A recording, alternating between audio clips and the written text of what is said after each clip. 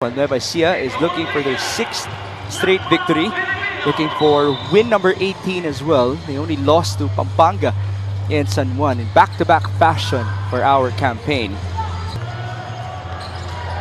Cullar forward, nice seal by Rob Celis, and it's 2 easy points for him. That's one thing that Nueva Ecija loves to do, running the show, always recognizing the presence of Celis inside with the advantage. That time it was Billy Ray Robles. Billy Ray Robles is coming off of his sent from inside the perimeter. Mactalio looking to be consistent at it, and he delivers. Well, I've said this before, I'll say this again. Occidental, Abra needed someone to distribute the basketball, and June Manzo was the man for the job. On the other side, Davao Occidental, despite a veteran-laden roster, perhaps one of the teams with the bound to Billy Ray. Here's JC Cullar. Lucas cross court to Ed. A good open look. That's too easy. That's one guy I hope we would see considered to be his strongest suit in his career. You never know, this could be the breakout game for Ed Takiwag in his short Mpbl career so far, as Kenneth Ighalo scores in the interior.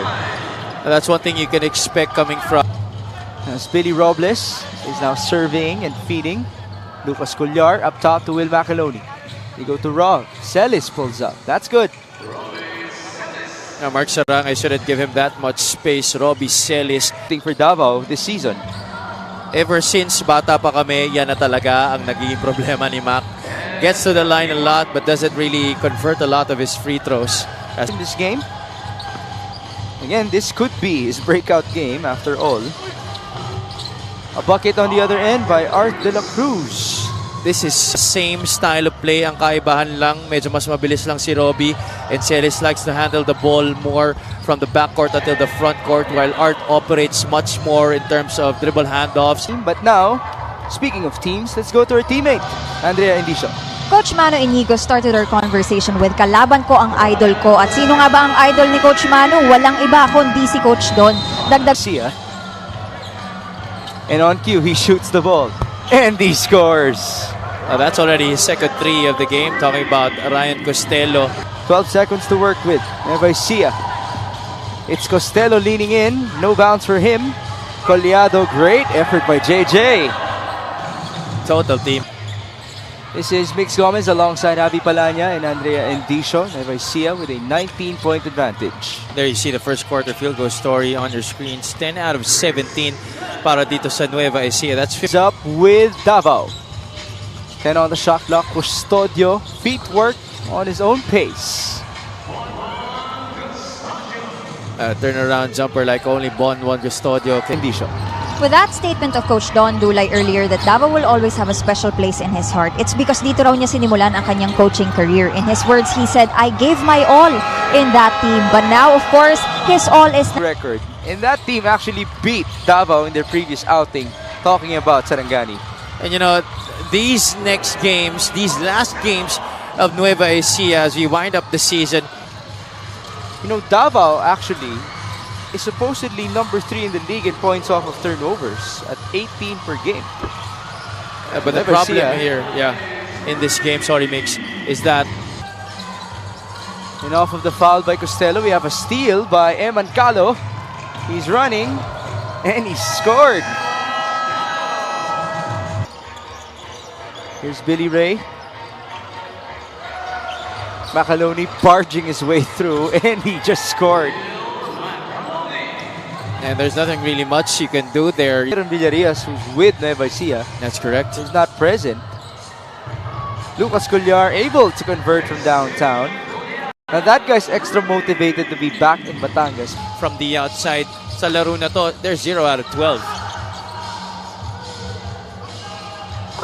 That trims the lead down to 17. A 3-pointer by J.K. Casino. Cullar. Cross court.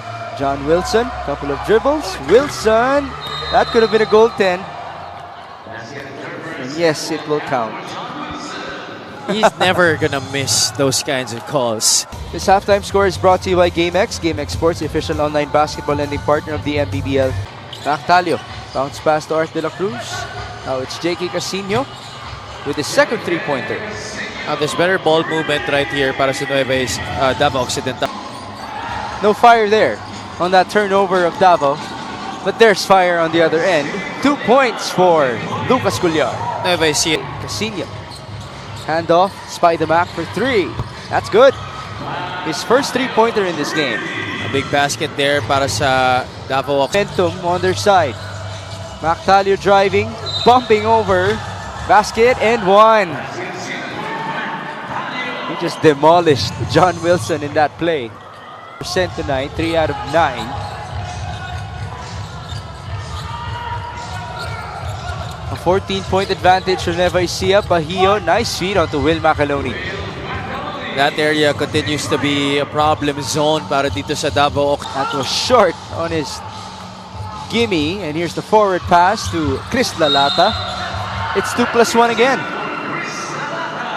When you have Bonbon Custodio on the floor, that's To their coaching staff, Ryan was rushed to the nearest hospital by the Batangas medic for screening due to a possible left hand fracture. Back to you guys.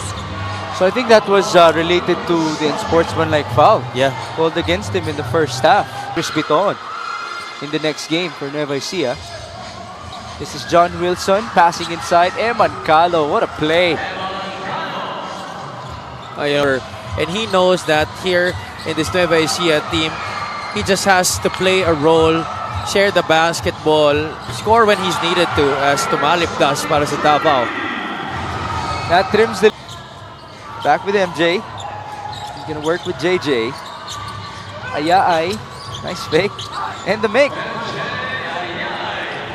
MJ Ayay, definitely our referees after that review making the right call and adjusting. This is Eman Calo though answering back. Napaganda pa para sa Nueva Ecija. They got relaxed after they knew na walang foul na itinawag laban dito sa kanila. That enabled Nueva Ecija to capitalize with Eman Calo getting free for a 3.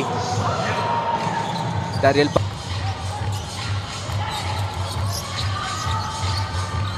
There's Rob responding to your call immediately. Definitely a high time for him. Over 3 minutes gone by in the fourth. Ighalo attacks. There's the feed onto Lalata. He gets the bounce. A drive and draw para dito kay Kenighalo. 59-51. Lucas Cullar wide open. 3-pointer. It's Takiwa catch and fire. Too strong. Rebound Macaloni. No putback. Robbie Celis keeping at it. 2 points for Rob. Side, the Tigers able to keep it alive para sa kanila. Oh, there's a foul called, and that's gonna count for Mactalio, who's been very aggressive in this frame. One of the things that they're gonna look at if and when they lose this game, but good recovery there for Dariel Baila with a steal. This would be the final score for Nueva Ecija and Davao, our Battle of Champions here in Batangas City, 65-57 for these Rice Vanguards. It's going to be the 6th straight victory for Coach Don Dulay. Final score brought to you by GameX. GameX Sports, the official online basketball lending partner of the Mpbl. Basta ending GameX. Let's go to Andre.